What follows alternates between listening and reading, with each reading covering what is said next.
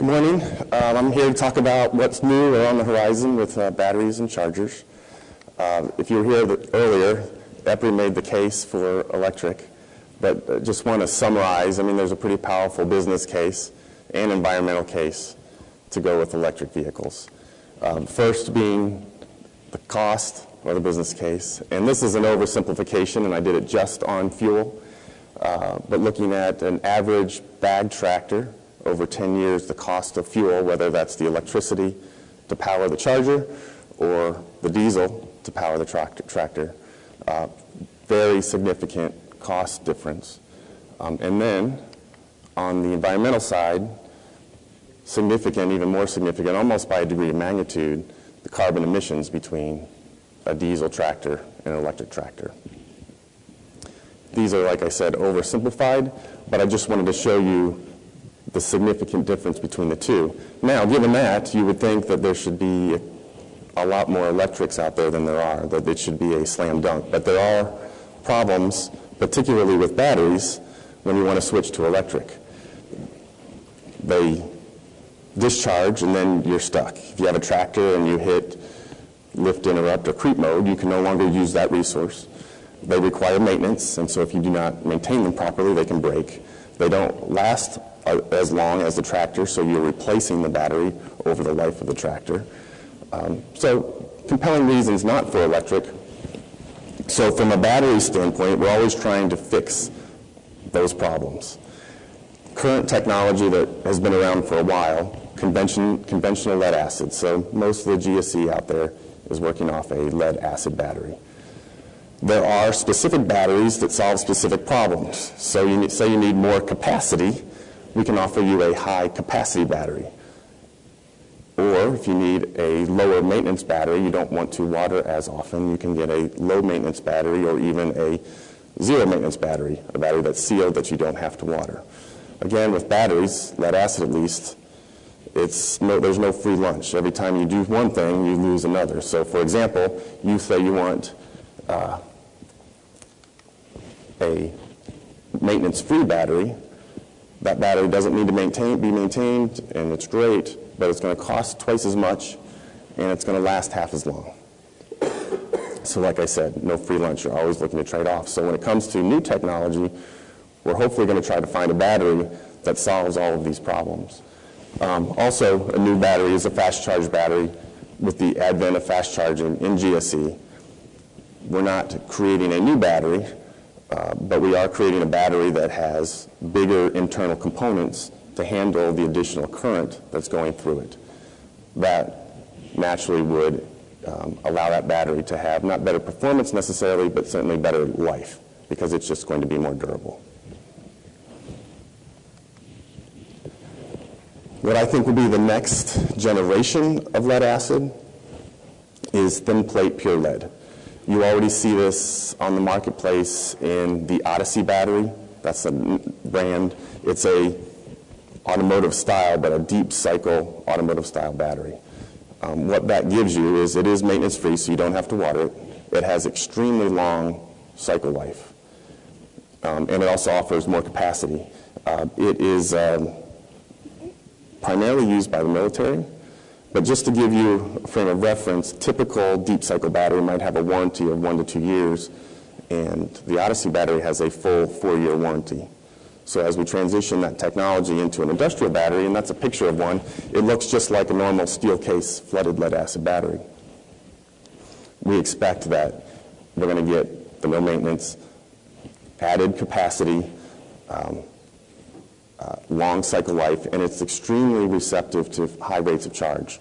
So in a fast charge environment, this would be an awesome battery in GSE going forward.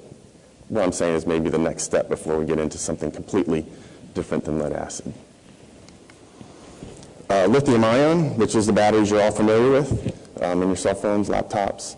This actually has a lot of promise. It's extremely expensive, but in terms of doing everything we want, it has it. And there was a question in the previous presentation about temperature, because when a battery does get colder, you start to lose capacity, which is something you wouldn't see in a lithium battery. But again, you take care of your battery, you charge it on the proper charger, you shouldn't have a problem. But the lithium battery does have much better performance at low temperature. It also has extremely high power density, so when we're talking about we want more capacity in the same cube space, now we can go with a regular lead acid, we might go 50% more capacity in the same cube, and with thin plate pure lead, we might go 60, 70, 80% more capacity. Now we're talking about 2 to maybe even 4 times the power density of a lead acid battery. So you can either go bigger with more capacity, you can go smaller with same capacity, and certainly you can go lighter if that's important. And even more than any of the other batteries, it can accept a very high rate of charge. So it would be perfect for fast charging. And then fuel cell, which is very prevalent. You can see it in vehicles now. I don't know if there's one on the show floor, but there have been fuel cell tractors on the floor before. They're still expensive, but it does solve all the problems that you have with batteries. You no longer have to change batteries.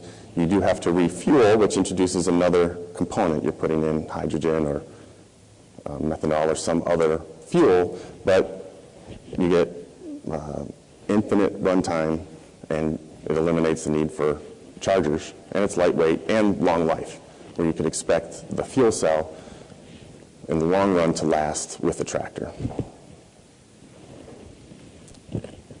Charger technology, Ryan talked before, you all should be pretty familiar with fast charging. It's very prevalent in GSE. It is the dominant technology chosen by GSE, and it works very well, and it seems to be perfectly aligned with the requirements of this application. Just as a review, really fast recharges. There's usually a data component involved, so you get better control. You're able to not overcharge the battery, so you get good life even though you're putting high amounts of current in. You get a lot of data, either to control the charge or to collect for your own maintenance, and it's usually an outdoor cabinet. High frequency, this would be the technology that's internal to the charger. The manufacturer I deal with is Enersys, and they're pretty much saying that long term, they don't think that they're going to make any chargers that are not high frequency anymore. It's cheaper to manufacture, it's lighter weight, it's extremely efficient. So when we go back to our original case for why electrics, with high frequency technology, now we get an even more efficient charger, so we're using less electricity, so it further enhances the cost benefits of going with electric. And then as well, the cost up front, and then the lightweight, which means you can maybe put it in different kinds of enclosures, maybe even on the tractor. And this last one I want to talk about, 400 hertz. EPRI, as I said, was working on a project where you've got 400 hertz power. They're working on a box that converts the 400 hertz to AC that can power a charger.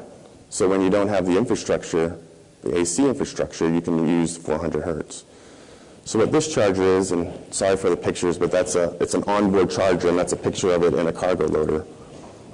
You eliminate the need for that box, and you eliminate the need for the charger altogether. You just buy your tractor, and you plug it into whatever the existing 400 hertz power supply is, whether it's off at the edge of the airport or at the gate. It is a fast charger, or opportunity charger is on board, so you no longer are worrying about buying a battery or charger, you're just buying your tractor.